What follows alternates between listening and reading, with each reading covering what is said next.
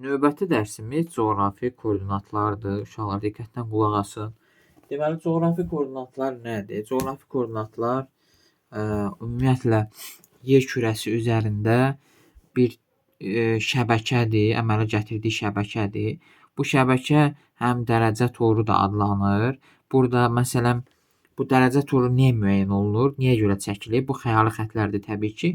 Ərazinin ünvanını, dəqiq koordinatını, dəqiq yerini müəyyən etmək üçün istifadə olunur. Coğrafi koordinatlarda əsas elementlərdən biri coğrafi qütblərdən, yəni yuxarılardan şimal hissədə, bax bura baxın. Şimal hissədə bax burada bu olur şimal qütbündən, aşağıda isə cənub qütbü var. Deməli, şimal qütbü ilə cənub qütbünü birləşdirən bu xətlər adlanır meridianlar və yaxud da ki, coğrafi uzunluq adlanır. Sağdan sola çəkilən, belə deyək, çevrələr isə, yəni paralel şəkildə çəkilən çevrələr isə adlanır paralellər.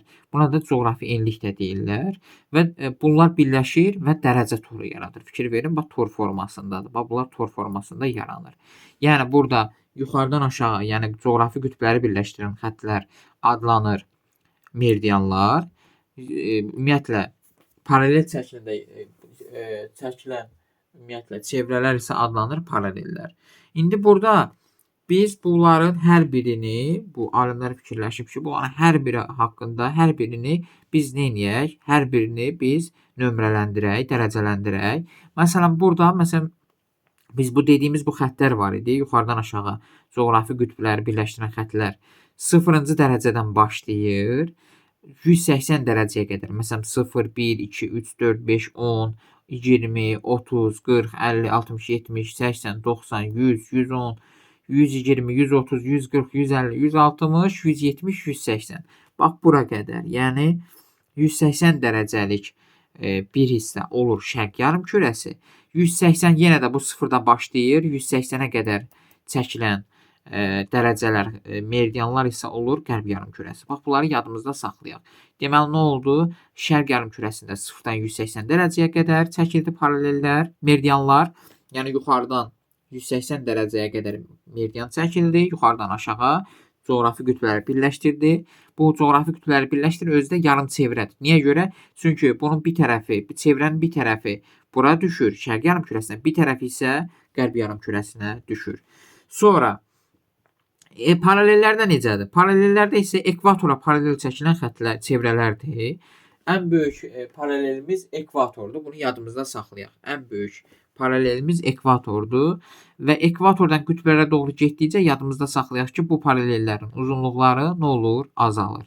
Və ekvatordan şimalda 0, 20, 40, 50, nə bilim 60, 70, 80, 90-a qədər sayılan bu dərəcələr olur şimal enliyi və yaxud da şimal paralelləri, şimal enliyi də yazılır. Məsələn, 60 şimal enliyi və şimal yarımkürəsi də adlanır.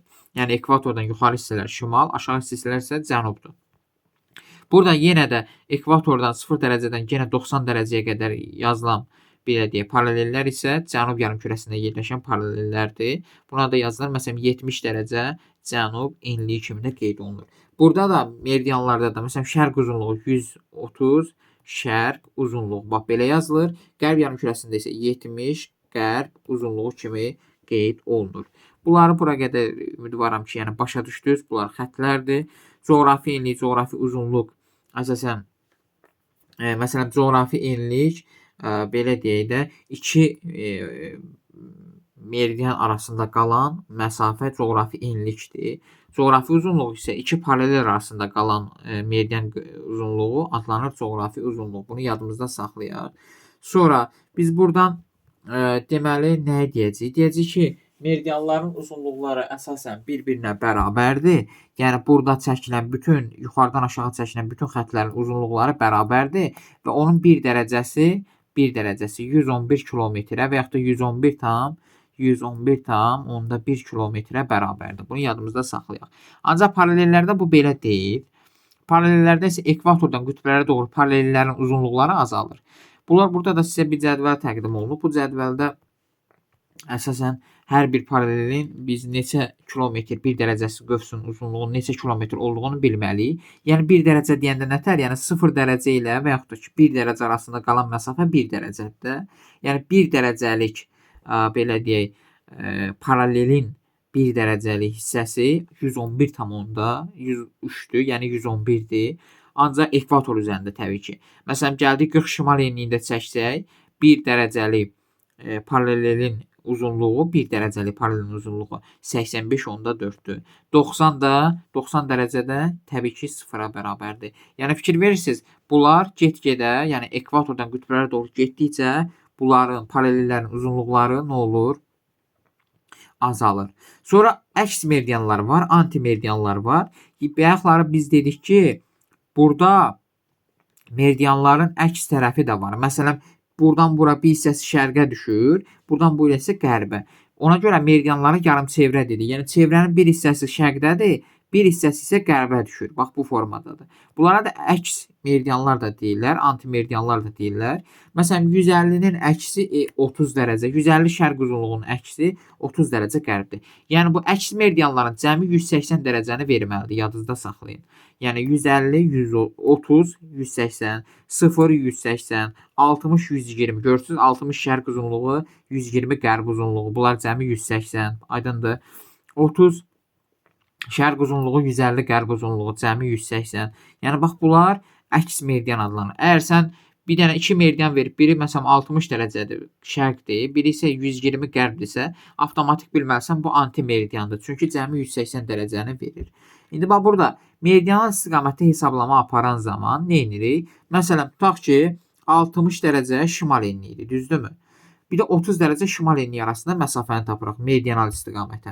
İndi nə edəcəyik? 60 ilə 30. Əgər yadınızda saxlayın, 2 dərəcədə eyni yarımkürədə yerləşirsə, bunu bir-birindən çıxırsan. Yəni 60-dan çıxırsan 30-u. Qalır 30 dərəcə. Əgər biri şimalda, biri cənubda olsa, toplayarsan. Bunu yadınızda saxlayın. Həm bu meridianlarda da belədir, həm paralellərdə də belədir. Eyni yarımkürədədirsə, ikisi də şərqdədirsə, çıxırsan. Biri şərqdə, biri qərbdədirsə, toplayırsan məsafəsini. İndi burada 60 şimal ilə 30 şimal enliyi arasında nə qədər məsafə var? 60-dan 30 çıxırsan, qalır 30. İndi biz də demişik ki, bunun 1 dərəcəsi 111 kilometrdir. Bax 30 dərəcəlik məsafə nə qədər olacaq? Onun da 30-u da avtomatik nəyə vurursan? 111-ə vurursan. O deyir 3330 kilometr. Aydındır. Bax bunu belə yazacaqsınız. Sonra bir də biz burada Bakının koordinatlarını bilməliyik. 50 şərq uzunluğu, 40 şimal enliyi. Bunu yadınızda saxlayın. 50 şərq uzunluğu, 40 şimal enliyində Bakı şəhəri yerləşir. Bir də ekvatordan qütblərə doğru getdikcə dəyişən nələr var? Günəş şüalarının düşmə bucağı, cismin kölgəsinin uzunluğu, istilik belə deyək azalır burada. İqlim və təbii zona dəyişir, dəniz sularının duzluğu azalır, qar xətti aşağı düşür, dünyanın fırlanma sürəti azalır, cazibə qüvvəsi artır və gecə gündüz arasında fərq çoxalır. Sonra burada bəzi terminlər var, buna baxaq. Tutaq ki, bu 90 dərəcə şimal qütbdür. Bu 90 dərəcə cənub qütbdür. 66,5-ləri əzbərləyin, bu cənub qütb dairəsidir. Şimal 66,5-də şimal qütb dairəsidir. Şimal 23,5 şimal tropikdir. Cənub 23,5 cənub tropikdir. 0 dərəcə ekvatordur. Bunları biz bilməliyik. İndi bəzi məsələlər var. Məsələn, deyir ki, 170 qərb uzunluğundan 7992 kilometr qərbə getsək. Burada da yadınızda saxlayın. Biz belə deyək də, qərb və şərq istiqaməti var, azimut var. Məsələn, bu istiqamət şimaldır, bu istiqamət şərqdir, bu istiqamət qərbdir. Fikir verin. İndi qərb bunlar istiqamətlərdir. Bu istiqamət isə cənubdur. Bunları əzbər bilin, əzbərləyin. Yuxarı getsək şimala, bu istiqamətə getsək şərqə, bu istiqamətə getsək cənuba, bu istiqamətə getsək qərbə. Bax, bunları biz bilməliyik. İndi burada 170 qərb uzunluğu var. 170 qərb uzunluğu. Görsən bu istiqamət qərbdir. Fikir verin, bu istiqamət şərqdir. İndi bu deyir 170 qərb uzunluğundan 7992 kilometr qərbə gedib. İndi necə eləyəcək? Birinci bu kilometrlə verib 7992 biz dərəcəyə çevirməliyik. Necə? Yəni biz bilirik ki, ekvator üzərində 1 dərəcəmiz 111,1 kilometrə bərabərdirsə, bəs 7992 dərəcəmiz 92 kilometrimiz daha doğrusu nə qədərdir? X-dir. Ona görə 7992-ni bölürük 111-ə. Burada da 7 dəfə, 7, 7, 2, 2, bu da elədi 72 dərəcə. Düzdür? 72 dərəcə. İndi fikir verin. 170 qərb uzunluğundan 72 dərəcə qərbə gedəcək. Deməli 170, 10 dərəcə buradan keçdi 180. 180-dən də 62 dərəcə 72 deyildi, 10 dərəcəsi burada qaldı. 62 dərəcəsi də bura keçdi. 180-dən 62 çıxanda qalır nə? 118 şərq uzunluğu. Deməli bu gəlib nəyə çatır? 118 şərq uzunluğuna. Sonra bax bir digər məsələni hesablayaq. Məsələn bir 40 şimal enliyi üzərində 60 şərq uzunluğu ilə 70 məsələn şərq uzunluğu arasında məsafəni tap. Demək 60 ilə 70 ikisi də eyni yarımkürədədir. Eyni yarımkürədə ikisi də şərqdədir, yəni 70-dən 60-a çıxırsan, qalır 10 dərəcə.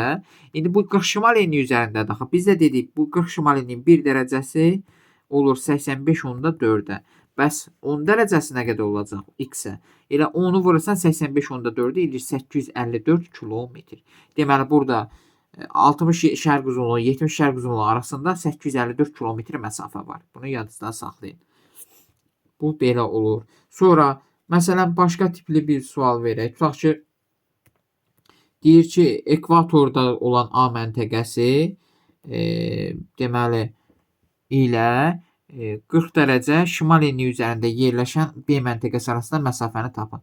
Deməli B-ni 40-da bilirik, A-nı 0-da bilirik. 40 ilə 0 arasında nə qədər məsafə var? 40 dərəcə. Biz də meridianların 1 dərəcəsinin neçədə kilometr olduğunu bilməliyik. 111 kilometr. Bunu da vururuq neçəyə? 111. Eləyir 4440 kilometr.